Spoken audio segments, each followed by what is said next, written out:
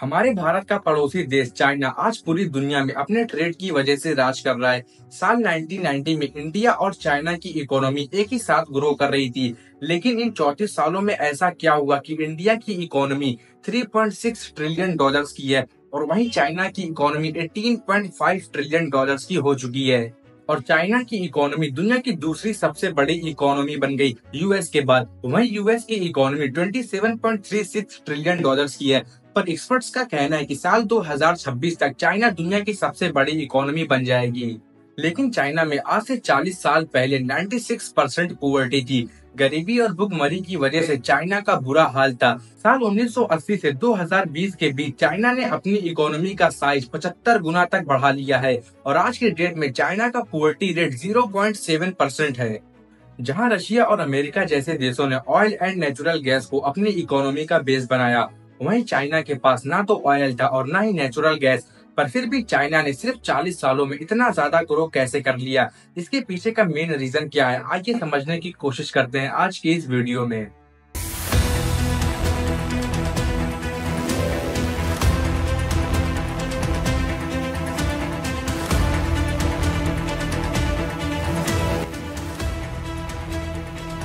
बात है साल 1950 की, जब चाइना में कम्युनिस्ट पार्टी का रोल था और उसके चेयरमैन थे माओ जेडोंग, जो उस टाइम चाइना पर राज करते थे। और माओ जेडोंग अपने देशवासियों को एक सपना दिखाता है और इसके बदले वहाँ के लोगों की जमीनों और फैक्ट्रीज पर कब्जा कर लेता है।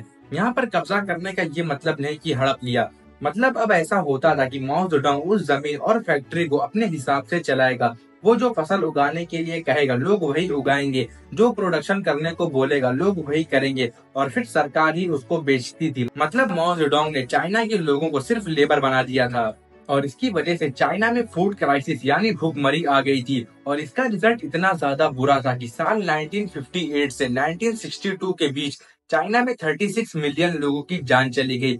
चाइना की असली ग्रोथ शुरू हुई साल 1978 में माओ जेडोंग के मरने के बाद, जब एक नया नेता इस देश को संभालता है, डेंग शाओपिंग।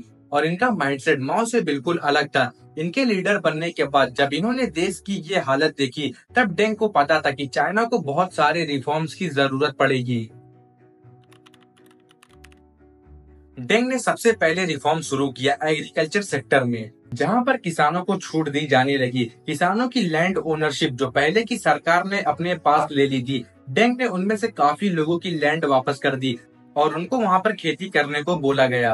और साथ में ये भी छूट दी गई कि अब से आप अपना जो भी उगाएंगे उसे आप मार्केट में अपने हिसाब से बेच सकते हैं। और ये करने से चाइना के लोगों ने बहुत ज्यादा प्रोडक्शन किया, जिससे चाइना में जो भुखमरी चल रही थी उसे खत्म किया। उस टाइम चाइना को सबसे ज्यादा बेनिफिट अपनी पॉपुलेशन से मिला। उस टाइम पर चाइना की पॉपुलेशन काफी ज्यादा थी, जिसकी वजह से साल 1979 में चाइना में वर्क फोर्स मतलब कि 15 साल से लेकर 59 साल की एज के बीच की पॉपुलेशन ज्यादा थी, जिसे वर्क फोर्स कहते हैं। और जिस भी कंट्री के पास जितना ज्यादा वर्क फोर्स होता है वो देश उतना ज्यादा डेवलप करता है। और आने वाले टाइम में यही वर्क फोर्स चाइना की पावर बनी। अब एग्रीकल्चर रिफॉर्म्स के बाद गवर्नमेंट ने इंडस्ट्रियल सेक्टर में फोकस करना शुरू किया और एग्रीकल्चर सेक्टर में ओवर पॉपुलेशन थी, उसको कम करने का सोचा। एग्रीकल्चर में काम करने वाले फार्मर्स लेस स्किल्ड थे, तो गवर्नमेंट ने सबसे पहले ह्यूमन कैपिटल पर स्टेप्स लिए। ह्यूमन कैपिटल मतलब सरकार ने बहुत ज्यादा खर्च किया लोगों को पढ़ाने में और उनकी स्किल्स को बढ़ाने में, जिससे कि उन्हें मैन्युफैक्चरिंग सेक्टर में डाला जाए और ज्यादा से ज्यादा प्रोडक्शन हो पाए। उस टाइम पर सरकार ने काफी ज्यादा इन्वेस्ट किया। वहाँ की गवर्नमेंट ने ईस्टर्न कोस्ट पर 4 स्पेशल इकोनॉमिक्स जोन बनाए। स्पेशल इकोनॉमिक जोन वो होता है जहाँ पर वो सारी फैसिलिटीज दी जाती है जो कि एक इंडस्ट्री को डेवलप होने में लगती है, जैसे कि tax benefits, advance machine, highly skilled labour etcetera. और चाइना इतना इन्वेस्ट करके चाहता था कि उसके देश में एफडीआई यानी फॉरेन डायरेक्ट इन्वेस्टमेंट ज्यादा आए और उनकी कंट्रीज के अंदर आकर इन्वेस्ट करे। अब चाइना का पूरा फोकस था अपने एक्सपोर्ट को बढ़ाना। स्पेशल इकोनॉमिक जोन के साथ साथ गवर्नमेंट ने इंफ्रास्ट्रक्चर पर भी बहुत ध्यान दिया। हाई स्पीड ट्रेन, रोड और कई सारी ब्रिज का कंस्ट्रक्शन करवाया, जिसकी वजह से चाइना में एफडीआई बहुत ज्यादा आई। अब गवर्नमेंट की जो लेस स्किल्ड लेबर की प्रॉब्लम थी उसको भी दूर कर दिया था। इन सब काम की वजह से बाहर की कई सारी कंपनीज आकर इन्वेस्ट करने लग गई और अपना बिजनेस सेटअप करना स्टार्ट किया। और इन कंपनीज का चाइना में आने का एक रीजन और था कि यहाँ पर लेबर बहुत ज्यादा थे और ज्यादा होने की वजह से काफी सस्ते में भी मिल जाते थे। तो इस तरह से चाइना ने अपनी वर्क फोर्स का बहुत अच्छे से इस्तेमाल किया और देखते ही देखते चाइना बड़ी बड़ी कंपनीज का मैन्युफैक्चरिंग हब बन गया। और उस टाइम की मोस्ट ऑफ कंपनी चाहती थी कि वो चाइना में जाकर इन्वेस्ट करे, क्योंकि वहाँ पर उनको सस्ते लेबर मिल जाते थे, जिसकी वजह से उनकी मैन्युफैक्चरिंग कॉस्ट कम आती थी और प्रॉफिट खूब होता था। और साथ ही चाइना का ये भी फोकस था कि उनका देश टेक्निकल डेवलपमेंट कर सके। तो जो भी कंपनीज चाइना में आकर इन्वेस्ट करती थी, तब वहाँ की गवर्नमेंट ने उन कंपनी से कहा कि आप टेक्नोलॉजी पर भी काम करें, जिससे कुछ ही सालों में वहाँ पर टेक्नोलॉजी ग्रो हो गई और उस टेक्नोलॉजी की मदद से काफी सस्ते में गैजेट्स को मैन्युफैक्चर करने लगे। और देखते ही देखते चाइना ने अपने सस्ते गैजेट्स पूरी दुनिया में एक्सपोर्ट करना शुरू किया।